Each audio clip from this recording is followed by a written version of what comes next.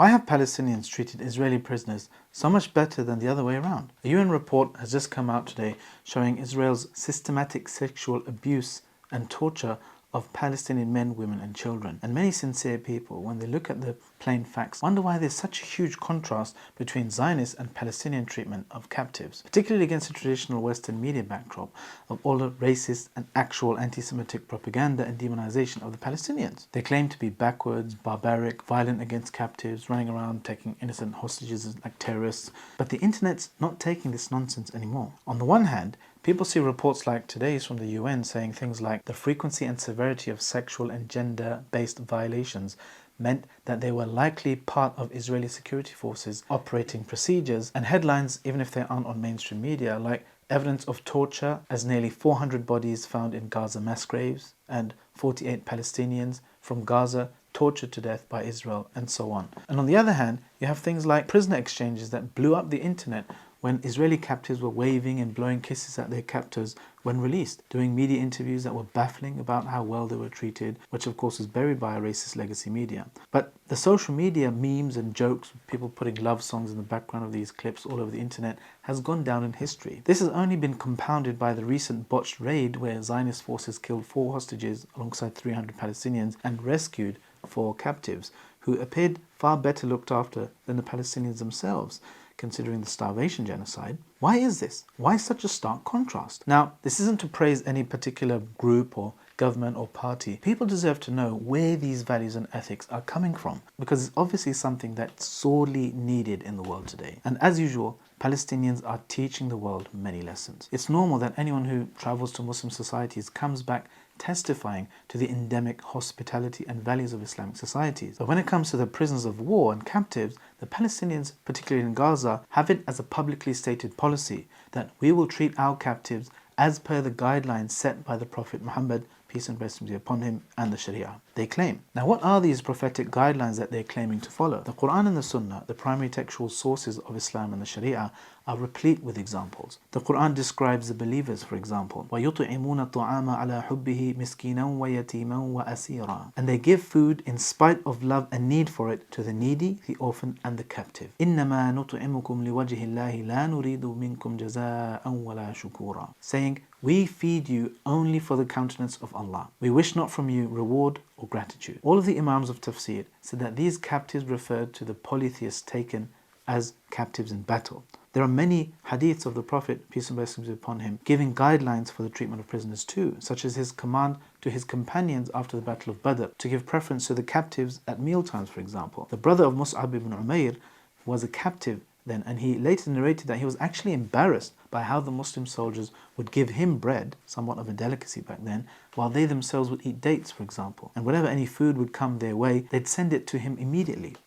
The Prophet, peace and blessings be upon him, also told those holding captives to give them clothing to shield them from the sun's scorching heat or the cold of the night, even when they themselves barely had enough clothes on their own backs. The Prophet Muhammad, peace be upon him, also gave his own garments to many captives too. The books of Islamic law are filled with chapters and chapters of treatment of captives and prisoners taken in battle, written by Muslim jurists a millennium before the Geneva Convention. Not to sugarcoat it, it's a matter of fact that capital punishment exists too for some prisoners found guilty of certain crimes. But jurists unanimously agreed that before their punishment, it is forbidden to starve them or torture them.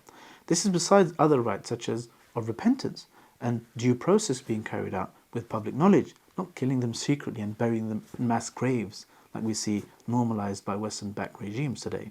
Just a quick message to share with you that we are currently running our special t-shirts campaign featuring exclusive Palestine-themed designs. These unique t-shirts are ideal for showing your support and making great gifts for friends and family. Hurry, because it won't last long. All proceeds go to Islam 21c's work to support our mission of empowering Muslims to create an impact.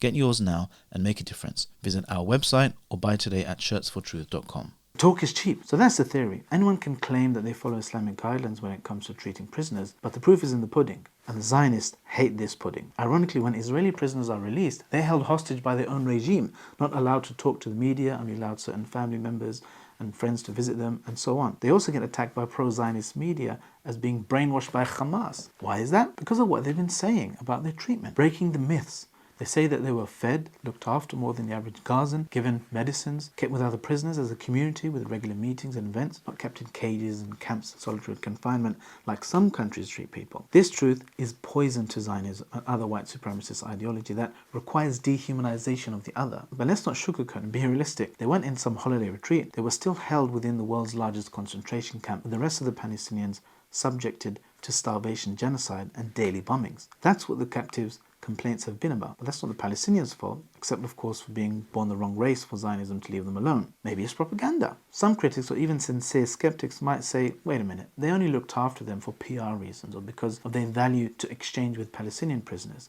That's why they were treating them well. Well, let's examine the logic here. You don't have to look after someone much for their prisoner exchange value. They just have to be barely alive, like the Zionists have been trying to keep the Gazans barely alive over the last 2 decades with their calorie restriction into the concentration camp, what experts like Professor Norman Finkelstein have called starvation plus when it comes to the amount of calories that they let in. They didn't need them to be looked after more than the average Gazan. I mean, people have been commenting that the different spokespeople and public figures of the different parties in Gaza have lost weight themselves considerably since the escalation in genocide. And as for PR, well, this surprise raid last week wasn't exactly announced beforehand so they could dress up the captives, groom them and fatten them up. Yet there they are, looking much better fed, groomed and looked after than the average Gazan. Again, this isn't to praise or support any particular group or party. This is to highlight what many people need to know. Frankly, the moral superiority of the system of ethics and morality that all Muslims have to follow. And the stark contrast with how others treat captives shows that there's a dire need for this morality and ethics to spread across the world and become normalized internationally once again. What about ISIS? But let's be realistic. Does this mean that there are no criminals in such societies? Of course not. Treating your enemies well requires a very high level of moral scrupulousness, especially prisoners of war, who famously have fewer rights than anyone else. After all, these are people who are fighting you, sometimes maintaining a criminal genocidal occupation that's been killing your family members since as long as you can remember. And if they finally come under your control or you manage to overpower them, there are bound to be some people who don't have the self-control to follow Islamic guidelines. Look at Daesh, for example. As Barack Obama himself said, they were created out of the decimation of Iraq, with Saddam's ex-Ba'athist commanders coming together in US torture camps. Who did they take cue from?